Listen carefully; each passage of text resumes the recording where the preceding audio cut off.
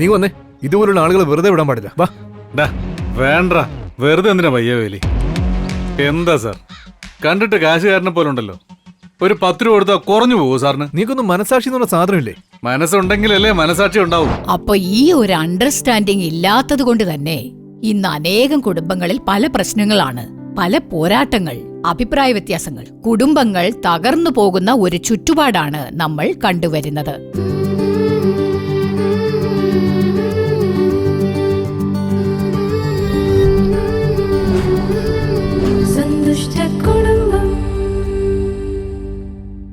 പ്രിയപ്പെട്ട നല്ല വീട് പ്രേക്ഷകരെ, യേശുക്രിസ്തുവിന്റെ മധുരമുള്ള നാമത്തിൽ നിങ്ങൾക്ക് ഞങ്ങളുടെ സ്നേഹാശംസകൾ. വീണ്ടും ഈ നല്ല വീട് എന്ന പരിപാടിയിലൂടെ നിങ്ങളെ കണ്ടുമുട്ടുന്നതിൽ ഞങ്ങൾക്ക് വളരെ സന്തോഷമുണ്ട്. കർത്താവ് വാഗ്ദത്തം തന്ന ഉണർവിലേക്കാണ് നാം പൊയ്ക്കൊണ്ടിരിക്കുന്നത്. ആ ഉണർവ് നമ്മുടെ രാജ്യത്ത് വരണമെന്നുണ്ടെങ്കിൽ ഒന്നാമതായി ഓരോ വ്യക്തിയിലും ഉണർവുണ്ടാകണം. രണ്ടാമതായി കുടുംബങ്ങളിൽ ഉണർവുണ്ടാകണം. അപ്പോഴേ ആ ഉണർവ് നമ്മുടെ രാജ്യത്ത് വ്യാപിക്കുകയുള്ളൂ. കുടുംബങ്ങളിൽ ഉണർവുണ്ടാകണം എന്നുള്ള ഒരു ഉന്നതമായ ലക്ഷ്യത്തോടെയാണ് ഈ നല്ല വീട് എന്ന പരിപാടി മികവോടെ കർത്താവ് തുടങ്ങിവെച്ചത്. ഓരോ ആഴ്ചയും സംപ്രേഷണം ചെയ്യുന്ന ഈ പരിപാടിയിലൂടെ ദൈവം പല വൻ കാര്യങ്ങളും കുടുംബങ്ങളിൽ ചെയ്തു വരുന്നുണ്ട്. അനേകം കുടുംബങ്ങളെ അനുഗ്രഹിച്ചിട്ടുമുണ്ട്. അതിനായി ഞങ്ങൾ ദൈവത്തെ സ്തുതിക്കുന്നു. ഇന്നത്തെ പരിപാടിയിലൂടെ ദൈവം നിങ്ങളെ സമീപിച്ച് അനുഗ്രഹിക്കാൻ ആഗ്രഹിക്കുന്നു. നിങ്ങളുടെ പ്രശ്നങ്ങൾ എന്തുതന്നെയായാലും ദൈവത്തിന് തീർച്ചയായും അത് മാറ്റാനുള്ള ശക്തിയുണ്ട്. ആദ്യം നമ്മളെല്ലാവരും ആകാംക്ഷയോടെ പ്രതീക്ഷിച്ചിരിക്കുന്ന ജ്യോതി ചേച്ചി നാടകം.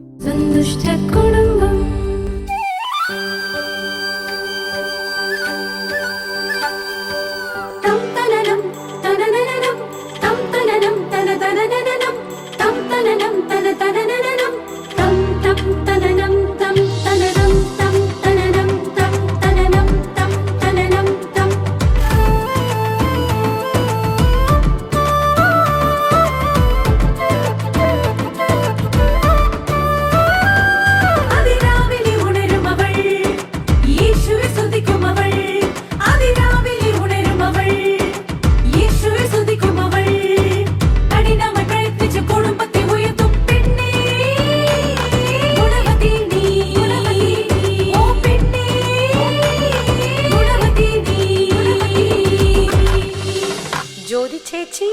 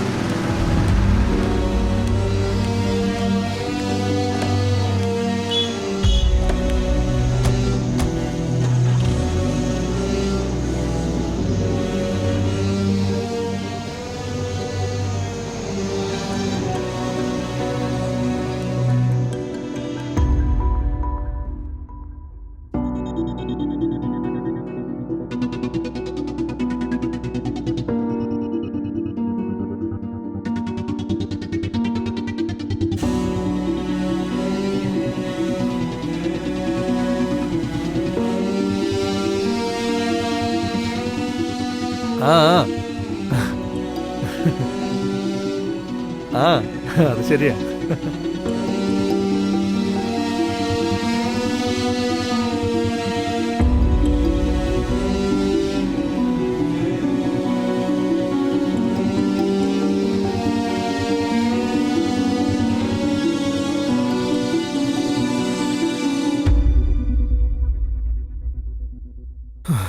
ശെന്റമ്മോ.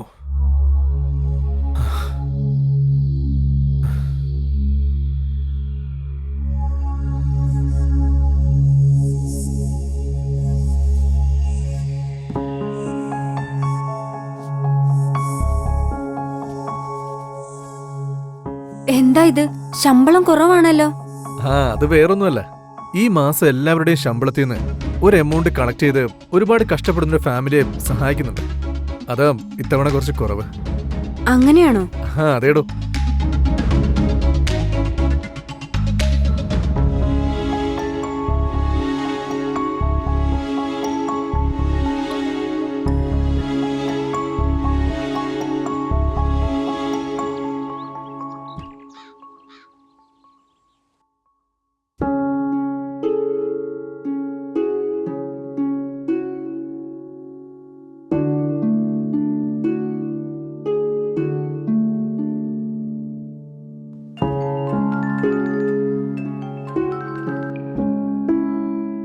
എന്താ സുധേ, ഈയിടെയായിട്ട് അമ്മയെ വിളിക്കാറേ ഇല്ലല്ലോ.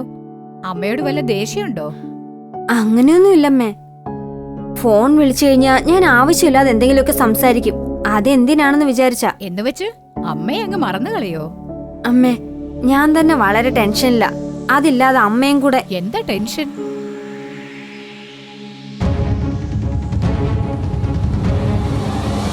മോളെ, എപ്പോഴും ഒരു കണ്ണു വേണം. നിന്റെ അമ്മായിയമ്മയും വീട്ടിലില്ല. സൂക്ഷിച്ച്, പറഞ്ഞില്ലെന്ന് വേണ്ട. ചുമ്മാ ഇരിക്കമ്മേ. എരിയുന്ന തീയിൽ എണ്ണ ഒഴിക്കുന്നത് പോലെ. അമ്മ ഫോൺ വെച്ചേ. ഇങ്ങേരെന്താ മുറിയിൽ തന്നെ ഇരിക്കുന്നത്?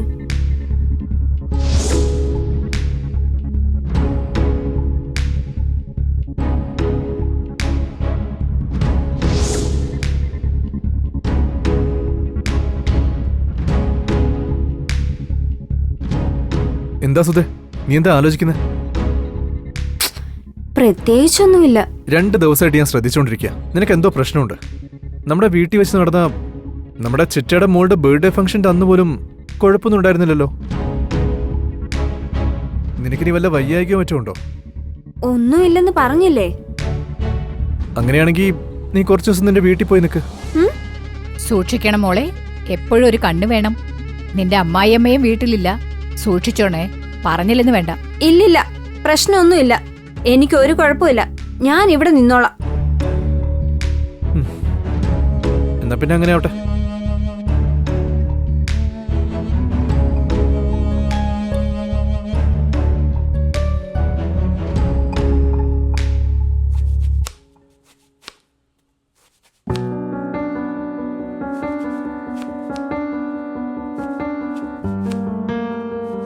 സുധേ,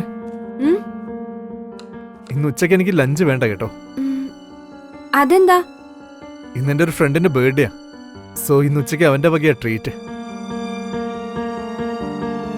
നീ എന്താ ആലോചിക്കുന്നത്? നീ ആഹാരം ഉണ്ടാക്കിയായിരുന്നോ? ഇല്ലില്ല, ഉണ്ടാക്കാൻ പോന്നേ ഉള്ളൂ. ഓ, അപ്പൊ പിന്നെ കുഴപ്പമില്ലല്ലോ. കുഴപ്പം ഇല്ലില്ല. അപ്പൊ ശരി, ഞാനെന്നാ കുളിച്ചിട്ട് വരാവേ.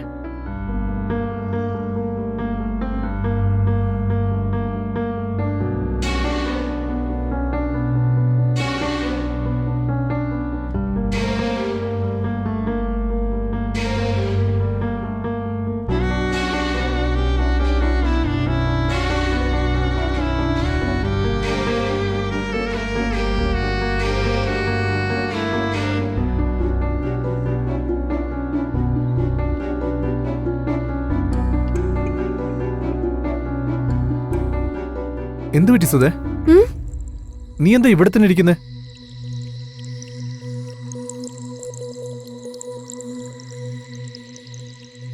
എന്തു പറ്റി സുധേ? നീ എന്താ ഇങ്ങനെ ഇവിടെ തന്നെ ഇരിക്കുന്നേ?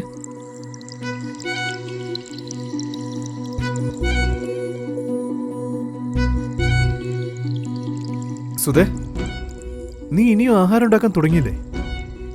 തുടങ്ങിയില്ല. നിനക്ക് എന്താ പറ്റിയത്? നീ ഇനി വലതും കണ്ട് പേടിച്ചോ?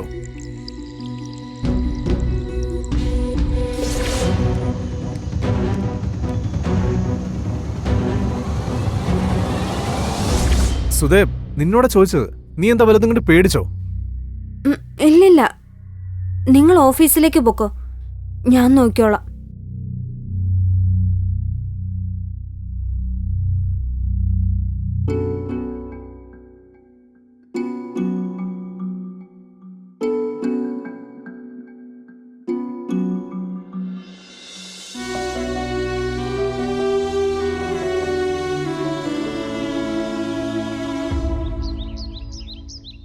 എന്താ സുധേ, എന്തോ സംസാരിക്കണമെന്ന് പറഞ്ഞില്ലേ? പിന്നെന്താ മിണ്ടാതിരിക്കുന്നേ?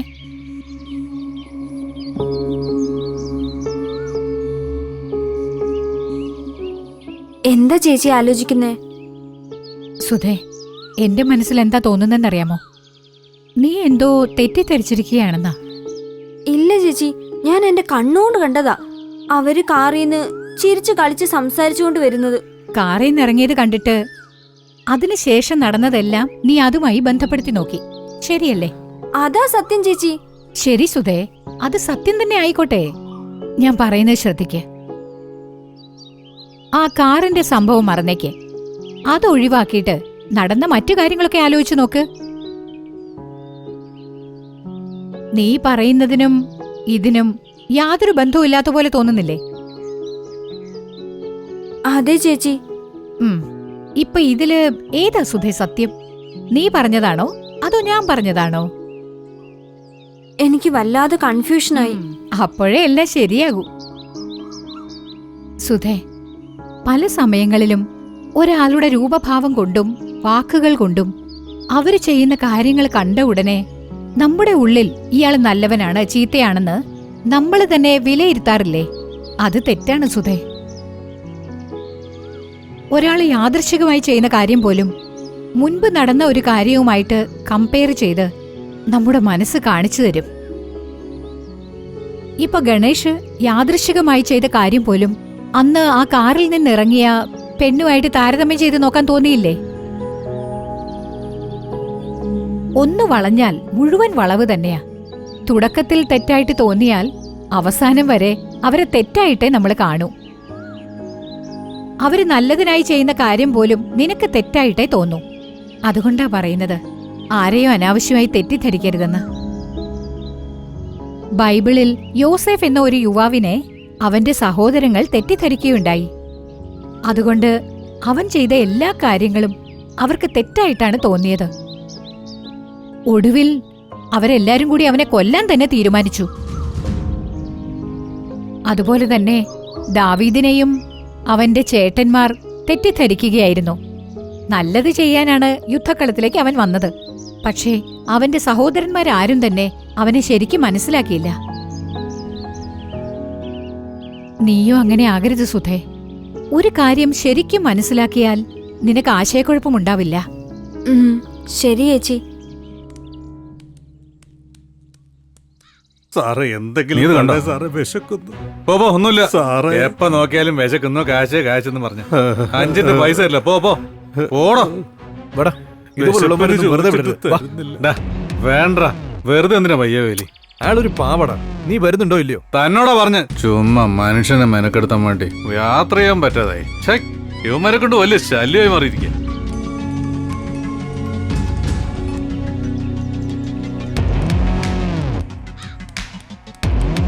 എന്താ സാർ, കണ്ടിട്ട് കാശുകാരനെ പോലെ ഉണ്ടല്ലോ. ഒരു 10 രൂപ കൊടുത്താൽ കുറഞ്ഞു പോകുമോ സാറിന്? ബ്രദർ, നിങ്ങൾ കാര്യം അറിയാതെ പറയരുത്. ഞങ്ങളെല്ലാം കണ്ടോട് നിൽക്കുമായിരുന്നു. നിങ്ങൾക്ക് മനസാക്ഷി എന്ന് പറഞ്ഞൊരു സാധനം ഉണ്ടോ? മനസ്സുണ്ടെങ്കിലല്ലേ മനസാക്ഷി ഉണ്ടാവൂ. കഴിഞ്ഞല്ലോ, ഇനി ഞാൻ ചിലത് പറഞ്ഞോട്ടെ. ഇന്നലെ അങ്ങേര് വന്നിരുന്നു. ഞാനും മനസ്സിൽ തോന്നി ഒരു 100 രൂപ കൊടുത്തു. ആ പൈസ അങ്ങേര് അയാളുടെ വീട്ടിൽ കൊണ്ട് കൊടുക്കുമെന്നാ വിചാരിച്ച്. അങ്ങേര് ബിവറേജിൽ പോയി കുപ്പി വാങ്ങിച്ചടിക്കുക. ഇനി നിങ്ങൾ പറ, ഞാൻ അങ്ങേർക്ക് കാശ് കൊടുക്കാതിരുന്നത് തെറ്റോ ശരിയോ? അതുകൊണ്ടാണോ അങ്ങേരെ തെറി വിളിച്ച്? അതെ ബ്രദർ. സോറി സർ, ഞങ്ങള് നിങ്ങളെ തെറ്റിദ്ധരിച്ചു. ഏയ്, അതൊന്നും സാരമില്ല. No problem. ഞങ്ങൾ വരട്ടെ സാർ.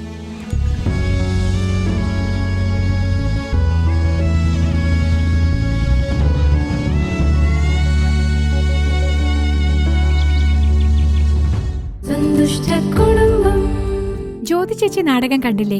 അത് തീർച്ചയായും നിങ്ങൾക്ക് അനുഗ്രഹമായിരുന്നിരിക്കും എന്ന് ഞങ്ങൾ വിശ്വസിക്കുന്നു. അടുത്തതായി നിങ്ങളുടെ കുടുംബങ്ങളുടെ അനുഗ്രഹത്തിനായി ദൈവ സന്ദേശം നൽകി പ്രാർത്ഥിക്കുവാൻ സഹോദരി ഞങ്ങളോടൊപ്പമുണ്ട്. പ്രാർത്ഥനയോടെ ദൈവ സന്ദേശം കേൾക്കുക. നിങ്ങളും കർത്താവിൽ നിന്നും അനുഗ്രഹം സ്വന്തമാക്കുക.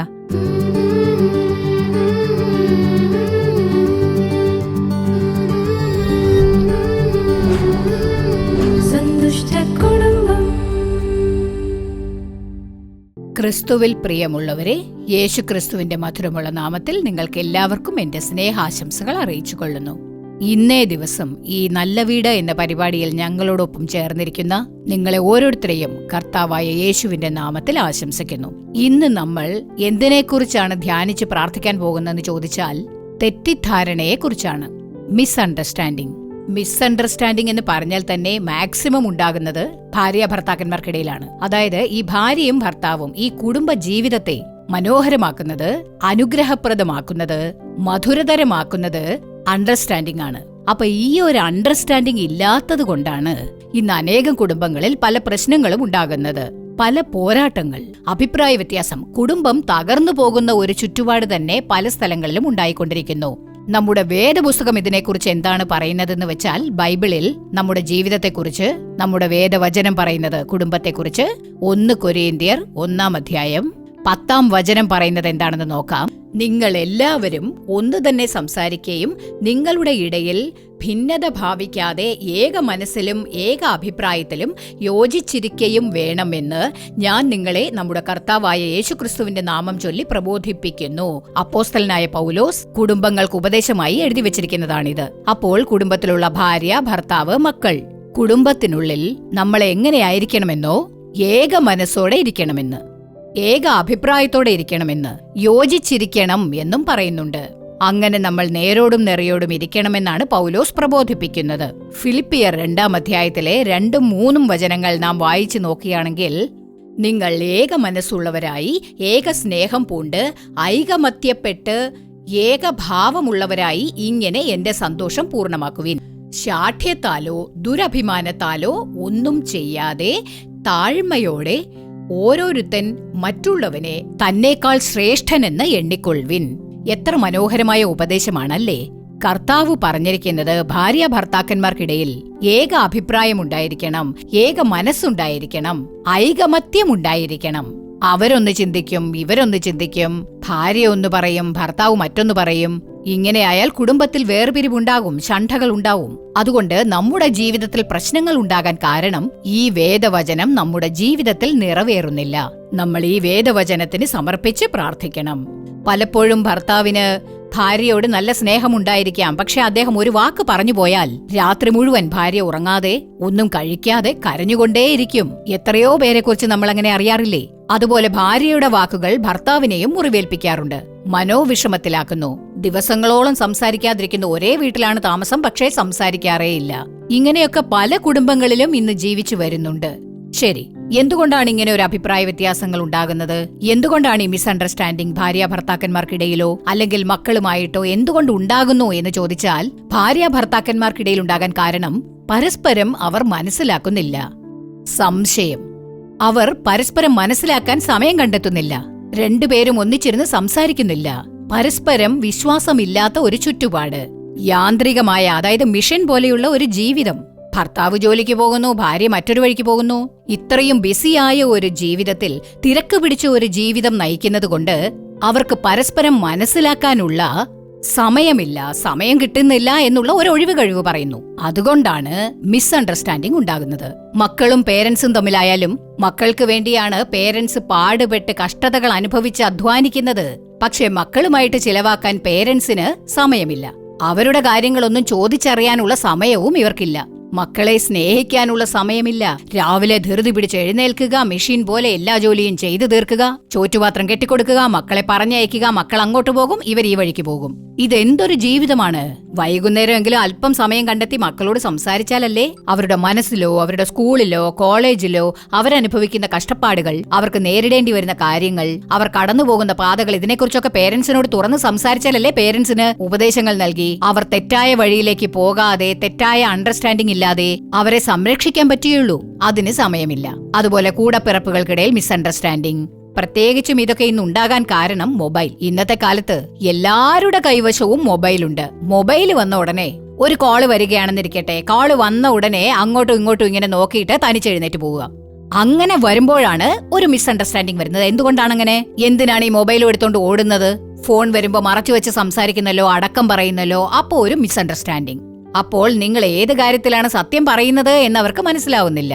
അങ്ങനെ ചില തെറ്റിദ്ധാരണകൾക്ക് നിങ്ങൾ വഴിയൊരുക്കുകയല്ലേ? ഈ മൊബൈൽ കാരണം പല പ്രശ്നങ്ങളും ഉണ്ട്. ധാരാളം മിസ്അണ്ടർസ്റ്റാൻഡിംഗ് ഉണ്ടാകാറുണ്ട് പേരൻസും മക്കളും തമ്മിൽ. അപ്പോൾ ഈ ഏക മനസ്സിനെ, ഏക ചിന്തകളെ, ഏക മനസ്സിനെ, നിങ്ങളുടെ ഐക്യതയെ, ഏക സ്നേഹത്തെ നശിപ്പിക്കുന്നതിനായി, മോഷ്ടിക്കുന്നതിനായി പിശാച് നമ്മെ ചുറ്റിവളയ്ക്കുകയാണ്.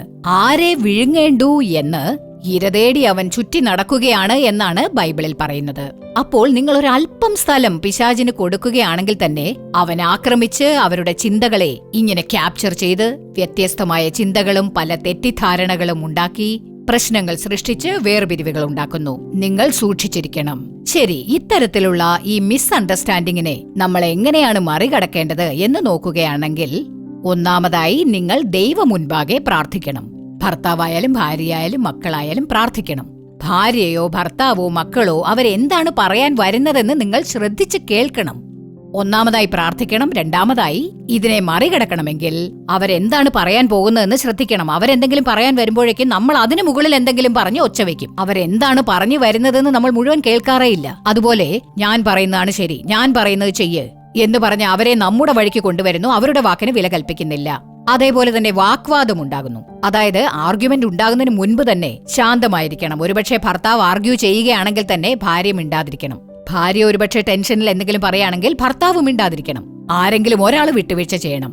അപ്പോഴേ ജീവിതത്തിൽ സമാധാനമുണ്ടാകൂ. അതായത് അണ്ടർസ്റ്റാൻഡിംഗ് ഇല്ലാത്ത ജീവിതം, അതായത് പരസ്പരം മനസ്സിലാക്കാതെ ജീവിക്കുന്ന ജീവിതം തുഴയില്ലാത്ത പടക് പോലെയാണെന്ന്. കുറച്ചുനേരം വേണമെങ്കിൽ ആ വെള്ളത്തിൽ ചാഞ്ചാടിക്കൊണ്ടിരിക്കാം, പക്ഷേ കുറെ ദൂരം തുഴയില്ലാതെ യാത്ര ചെയ്യാനാവില്ലല്ലോ. അപ്പോൾ തുഴ എന്ന് പറയുന്നതാണ് അണ്ടർസ്റ്റാൻഡിംഗ്. തുഴയുണ്ടെങ്കിൽ മാത്രമേ തുഴയുമ്പോൾ മുന്നോട്ടു പോകാൻ സാധിക്കൂ. അപ്പോൾ ഈ അണ്ടർസ്റ്റാൻഡിംഗ് ഇല്ലാത്തത് കൊണ്ട് അനേകം കുടുംബങ്ങളിൽ ജീവിതത്തിൽ മുന്നേറേണ്ട മക്കൾ വേർപിരിഞ്ഞിരിക്കുകയാണ്. നിങ്ങൾ അത് സൂക്ഷിക്കണം. മുൻപൊരു സഹോദരി എന്നോടൊരു കാര്യം പറഞ്ഞു. അവരുടെ കുടുംബത്തിൽ ഭാര്യ ഭർത്താക്കന്മാർക്കിടയിൽ സംഭവിച്ച ഒരു കാര്യത്തെക്കുറിച്ച് പറഞ്ഞു. അവർക്കൊരു ജോലിയുണ്ട്, ഭർത്താവിന് മറ്റൊരു സ്ഥലത്ത് ജോലിയുണ്ട്. അപ്പോൾ ആ സഹോദരന്റെ, അതായത് ഭർത്താവിന്റെ ബന്ധുവിന്റെ വീട്ടിൽ ഒരു വിവാഹം വന്നെന്ന്, ഒരു കല്യാണം. ആ കല്യാണത്തിന് പോകണം, നീ നാളെ ലീവ് എടുക്കെന്ന് ഭർത്താവ് ഭാര്യയോട് പറഞ്ഞപ്പോ ആ ഭാര്യയുടെ ഓഫീസിൽ ലീവ് ചോദിച്ചപ്പോ അടുത്ത ദിവസം, അതായത് നെക്സ്റ്റ് ഡേ തന്നെ അവരുടെ ഓഫീസിൽ ഒരു പ്രധാനപ്പെട്ട മീറ്റിംഗ് ഉണ്ടെന്ന്. ഇവർക്കാണ് അതിന്റെ ചുമതലയുള്ളത്. ഇവരില്ലെങ്കിൽ ആ ഓഫീസിൽ ഒന്നും നടക്കില്ല. അതുകൊണ്ട് മാനേജർ ലീവ് തരില്ലെന്ന് പറഞ്ഞു. അപ്പൊ ഇവര് പറഞ്ഞു, എനിക്ക് വരാൻ പറ്റില്ല, മാനേജർ ലീവ് തരുന്നില്ല, നാളെ ഒരു പ്രധാനപ്പെട്ട മീറ്റിംഗ് ഉണ്ട് എന്ന് പറഞ്ഞ ഉടനെ ആ ഭർത്താവ് പറയുകയാണ്, കണ്ടില്ലേ, നിന്റെ ബന്ധുവായിരുന്നെങ്കിൽ ഇന്നേരം നീ പോവില്ലായിരുന്നോ? ഇത് എന്റെ ബന്ധുവിന്റെ വിവാഹം ആയതുകൊണ്ട് നിനക്ക് ലീവും കിട്ടില്ല, കല്യാണത്തിനും വരാൻ പറ്റില്ല. നിനക്കതിന് വരാൻ ഇഷ്ടമല്ല, കാരണം ഇത് എന്റെ ബന്ധുവല്ലേ. കണ്ടില്ലേ, നീ വരില്ല എന്ന് പറഞ്ഞ് രണ്ടുപേരും തമ്മിൽ വഴക്കായി. പക്ഷേ യഥാർത്ഥ കാരണം എന്താണ്? ആ ഭാര്യയ്ക്ക് ഓഫീസിൽ ലീവ് കിട്ടിയില്ല, അവിടെ ഒരു പ്രധാനപ്പെട്ട മീറ്റിംഗ് ഉണ്ട്. അത് ആ ഭർത്താവ് മനസ്സിലാക്കുന്നില്ല. മനസ്സിലാക്കുന്ന ഭർത്താവാണെങ്കിൽ സാരമില്ല, നീ ഓഫീസിൽ പോ, ഞാൻ പൊയ്ക്കോളാം എന്ന് പറയും. അതാണ് വിട്ടുവീഴ്ച. ഇങ്ങനെയാണ് പ്രശ്നം ഉണ്ടാകുന്നത്. അതുപോലെ അമ്മായിയമ്മയും മരുമകളും തമ്മിലുള്ള ഒരു പ്രശ്നം എന്നോട് മുൻപൊരിക്കൽ ഒരു സഹോദരി പറഞ്ഞു. ഒരു ചെറിയ നിസ്സാര കാര്യമാണ്. അതായത് ഈ സഹോദരി ഒരു ദിവസം ഭക്ഷണമൊക്കെ കഴിച്ചിട്ട് പ്ലേറ്റ് കഴുകാൻ വേണ്ടി സിങ്കിന്റെ അടുത്ത് പോയി. അപ്പോൾ അവിടെ കഴുകാതെ ഒരു പ്ലേറ്റ് വെച്ചിട്ടുണ്ടായിരുന്നു ഭക്ഷണം കഴിച്ചിട്ട്. അത് അമ്മായിയമ്മയുടെ പ്ലേറ്റ് ആയിരുന്നു. അവരത് എപ്പോഴാണ് കഴിച്ചിട്ട് വെച്ചതെന്ന് അറിയില്ല, അത് ഉണങ്ങിയിരിക്കുകയായിരുന്നു. ഈ സഹോദരി തന്റെ പ്ലേറ്റ് കഴുകിയിട്ട് അത് കഴുകാനായിട്ട് എടുത്തപ്പോ അത് ഉണങ്ങിയിരുന്നത് കൊണ്ട് ഒന്ന് കുതിർന്നോട്ടേന്ന് കരുതി കുറച്ച് വെള്ളം ഒഴിച്ചു വെച്ചിട്ട് ഇവരിങ്ങോട്ട് വന്നു. ഇത് കണ്ടോണ്ടിരുന്ന ആ അമ്മായിയമ്മ ഉടനെ മകന്റെ അടുത്ത് പോയി, ഇത് കണ്ടില്ലേടാ, നിന്റെ ഭാര്യ എന്റെ പ്ലേറ്റ് കഴുകാതെ അവളുടെ പ്ലേറ്റ് മാത്രം കഴുകി എടുത്തു നോക്കിയിട്ട് അവിടെ വെച്ചിട്ട് വന്നു. ഇത് തന്നെ അവളുടെ അമ്മയായിരുന്നെങ്കിൽ കഴുകാതിരിക്കുമായിരുന്നോ? എത്ര നിസ്സാര കാര്യമാണ്. ആ മകളോട് എന്താ കഴുകാത്തെന്ന് ചോദിച്ചാൽ അത് ഉണങ്ങിയിരിക്കുകയായിരുന്നു, കുതിരാൻ ഇട്ടതാണെന്ന് പറഞ്ഞാൽ കാര്യം കഴിഞ്ഞു. പക്ഷേ അവരത് തെറ്റിദ്ധരിച്ചു. ഇതാണ് ഇന്ന് പല കുടുംബങ്ങളിലും നടക്കുന്നത്. എന്റെ പ്രിയപ്പെട്ട കർത്താവിന്റെ മക്കളെ, വിട്ടുവീഴ്ച ചെയ്യുക, മനസ്സിലാക്കാനുള്ള സമയം കൊടുക്കുക, നേരം ഒതുക്കുക. അതായത് വിട്ടുവീഴ്ച ചെയ്യുക എന്നത് വേറെയാണ്, വിട്ടിട്ടു പോവുക എന്ന് പറയുന്നത് വേറെയാണ്. അതുകൊണ്ട് വിട്ടുവീഴ്ചയോടെ ജീവിക്കണം. ഭാര്യയും ഭർത്താവുമായാലും മരുമകളും അമ്മായിയമ്മയായാലും ഒരുപക്ഷെ നിങ്ങൾക്ക് പ്രായം കുറവാണെങ്കിൽ വിട്ടുകൊടുക്കുക. ഭാര്യയ്ക്ക് ഭർത്താവ് വിട്ടുകൊടുക്കുക, ഭാര്യ ഭർത്താവിന് വിട്ടുകൊടുക്കുക. അത് സന്തോഷകരമായ ജീവിതമായിരിക്കും. വിട്ടുവീഴ്ചയുണ്ടെങ്കിൽ ഒട്ടും ദോഷമില്ല എന്ന് പറയാറുണ്ട്. അത് ശരിയാണ്. വിട്ടുവീഴ്ച ചെയ്യുന്നത് കൊണ്ട് ഒരു ദോഷവുമില്ല. നമ്മുടെ കുടുംബം നശിച്ചു പോകില്ല, ജീവിതം തകർന്നു പോകില്ല. അതിലൊരു സ്വസ്ഥതയും സമാധാനവും ഉണ്ടാകും. ഇന്ന് നമ്മൾ ജീവിക്കുന്നത് തിരക്ക് പിടിച്ച ലോകത്താണ്. ഇതൊരു ഫാസ്റ്റ് വേൾഡ് ആണ്, എല്ലാം ഫാസ്റ്റാണ്. പക്ഷേ ദയവ് ചെയ്ത് ഭാര്യയും ഭർത്താവും മക്കളും ഒന്നിച്ചിരുന്ന് സംസാരിക്കാൻ ഒരു സമയം കണ്ടെത്തുക. ഇതുപോലുള്ള മിസ്അണ്ടർസ്റ്റാൻഡിംഗ് ഉണ്ടാകാതിരിക്കണമെങ്കിൽ ദയവ് ചെയ്ത് കുടുംബത്തോടെ ഇരുന്ന് നിങ്ങൾക്ക് സംസാരിക്കാൻ കുറച്ച് സമയം കണ്ടെത്തണം. അതിനുവേണ്ടി സമയം ഒതുക്കുക. ദൈവം മുൻപാകെ ഒന്നിച്ച് പ്രാർത്ഥിക്കുക. എന്തായാലും കർത്താവിനെ അറിയിക്കുക. ഒന്നാമതായി കാര്യങ്ങൾ ദൈവത്തെ അറിയിച്ച് പ്രാർത്ഥിക്കുമ്പോൾ സമാധാനമുണ്ടാകും. അങ്ങനെ ചെയ്യാമോ? കർത്താവിന് മുൻപാകെ നമുക്ക് സ്വയം സമർപ്പിച്ച് പ്രാർത്ഥിക്കാം. എല്ലാവരും കണ്ണുകൾ അടച്ച് കർത്താവിന് മുൻപാകെ ഈ കാര്യത്തിനായി നമുക്ക് സ്വയം സമർപ്പിക്കാം. നല്ല പിതാവേ, ഈ മനോഹരമായ വേളയ്ക്കായി സ്തോത്രം യേശുവേ. അങ്ങയുടെ മക്കളോട് അങ്ങ് സംസാരിച്ചിരിക്കുന്നു യേശുവേ. പ്രിയപ്പെട്ട ഈ സഹോദരനോട് സംസാരിച്ചു, പ്രിയപ്പെട്ട ഈ സഹോദരിയോട് സംസാരിച്ചു, മക്കളോടും അങ്ങ് സംസാരിച്ചില്ലേ യേശുവേ. കർത്താവെ, അങ്ങേക്ക് സ്തോത്രം അർപ്പിക്കുന്നു. പല തെറ്റിദ്ധാരണകളോടും കൂടി കുടുംബത്തിൽ വിഷമിച്ചുകൊണ്ടിരിക്കുന്ന ഈ മക്കൾ തങ്ങളുടെ കാര്യങ്ങൾ ബോധ്യമായി സ്വയം സമർപ്പിക്കുന്ന ഈ മക്കൾക്ക് അങ്ങ് സഹായിക്കുന്നതിനായി ഞാൻ പ്രാർത്ഥിക്കുകയാണ്. ഏതൊക്കെ കാര്യങ്ങളിലാണോ കർത്താവെ ഇവർ മിസ്അണ്ടർസ്റ്റാൻഡിംഗിൽ ഉള്ളത്, ഇന്ന് തന്നെ ആ കാര്യങ്ങൾ ശരിയാക്കുവാൻ സ്വയം സമർപ്പിച്ച് പ്രാർത്ഥിക്കുന്ന ഓരോരുത്തരിലും കരുണ തോന്നണമേ. ഇവരുടെ സ്വഭാവങ്ങളിലും പെരുമാറ്റത്തിലും എല്ലാം ഒരു മാറ്റം കൊണ്ടുവരണമേ. സംസാര രീതിയിലും ഒരു മാറ്റം കൊണ്ടുവരണമേ. ഓരോരുത്തർക്കും നല്ല ഒരു അണ്ടർസ്റ്റാൻഡിംഗ് ഉണ്ടാകണമേ. പ്രത്യേകിച്ച് ഭാര്യ ഭർത്താക്കന്മാർക്കിടയിൽ നല്ല ഒരു അണ്ടർസ്റ്റാൻഡിംഗ് നൽകണേ കർത്താവേ. ദുഷ്ടനായ ശത്രു ഈ മക്കളുടെ കുടുംബങ്ങളിൽ പ്രവേശിച്ച് പല തെറ്റിദ്ധാരണകളും ഉണ്ടാക്കി കുടുംബങ്ങളെ വേർപിരിക്കാൻ ഇടയാക്കുന്ന ആ ശത്രുവിന്റെ പ്രവൃത്തികളെല്ലാം നശിച്ചു പോകട്ടെ. ഓരോ ഭാര്യ ഭർത്താക്കന്മാർ തമ്മിലും, മക്കളും പേരൻസും തമ്മിലും, അമ്മായിയമ്മയും മരുമകളും തമ്മിൽ എല്ലാ ബന്ധങ്ങളിലും കർത്താവ് നല്ലൊരു ഐക്യം നൽകണമേ. എല്ലാ കുടുംബങ്ങളിലും ആ സ്നേഹവും ഐക്യതയും നല്ല ഒരു അണ്ടർസ്റ്റാൻഡിംഗും കർത്താവ് കൽപ്പിച്ചരുളുന്നതിനായി അങ്ങയ്ക്ക് സ്തോത്രം. അങ്ങയുടെ സ്നേഹമുള്ള കരങ്ങളിൽ ഏൽപ്പിച്ച് ഞങ്ങൾ പ്രാർത്ഥിക്കുന്നു. എന്റെ ദൈവമായ കർത്താവ് അത്തരം കൃപ നൽകി ദയവോടെ ഞങ്ങളെ വഴി നയിക്കുന്നതിനായി സ്തോത്രം. കർത്താവ് ഇഷ്ടപ്പെടുന്ന ഒരു കുടുംബമായി, നല്ല വീടുകളായി എല്ലാ കുടുംബങ്ങളെയും അങ്ങ് മാറ്റുന്നതിനായി സ്തോത്രം. സ്വയം സമർപ്പിച്ച മക്കളിൽ മാറ്റങ്ങളും സന്തോഷവും സമാധാനവും അങ്ങ് കൽപ്പിച്ചരുളുന്നതിനായി സ്തോത്രം. സ്തോത്രം. യേശുക്രിസ്തുവിന്റെ നാമത്തിൽ പ്രാർത്ഥിക്കുന്നു നല്ല പിതാവേ. ആമേൻ, ആമേൻ. പ്രിയമുള്ളവരെ, ഇന്നത്തെ പരിപാടി നിങ്ങൾക്ക് അനുഗ്രഹമായിരുന്നിരിക്കും എന്ന് ഞങ്ങൾ വിശ്വസിക്കുന്നു. നിങ്ങൾക്ക് ലഭിച്ച നന്മകളെക്കുറിച്ചും അനുഗ്രഹങ്ങളെക്കുറിച്ചും ഞങ്ങളെ അറിയിക്കുക. നിങ്ങളുടെ പ്രാർത്ഥനാക്കുറിപ്പുകൾ എന്തുതന്നെയായാലും അത് ഞങ്ങൾക്ക് ഇമെയിലിലൂടെയോ കത്തുകളിലൂടെയോ അറിയിക്കാൻ മറക്കരുത്. നിങ്ങൾക്കായി പ്രാർത്ഥിക്കാനും ഉപദേശങ്ങൾ നൽകാനും സഹോദരൻ മോഹൻ സി ലാസറസ് അവർകളും ദൈവശുശ്രൂഷകരും തയ്യാറായിരിക്കുകയാണ്. നാളെ ശനിയാഴ്ച സത്യം ടിവിയിലും ജീസസ് റിഡീംസ് സോഷ്യൽ മീഡിയ പ്ലാറ്റ്ഫോമിലും സംപ്രേഷണം ചെയ്യാനിരിക്കുന്ന വരുവിൻ പ്രാർത്ഥിക്കാം എന്ന പരിപാടി കാണുക. വീണ്ടും അടുത്തയാഴ്ച ഇതേ സമയം ഇതേ പരിപാടിയിലൂടെ കാണാം. അതുവരെ ദൈവകൃപ നിങ്ങളോടൊത്തുണ്ടാകുമാറാകട്ടെ. For further details and prayer support, contact Jesus Redeems Ministries, Nalumavudi, Thuthukudi District, 628-211. Our phone number 04639353535. info@jesusredeems.org. Our website www.jesusredeems.com. God bless you.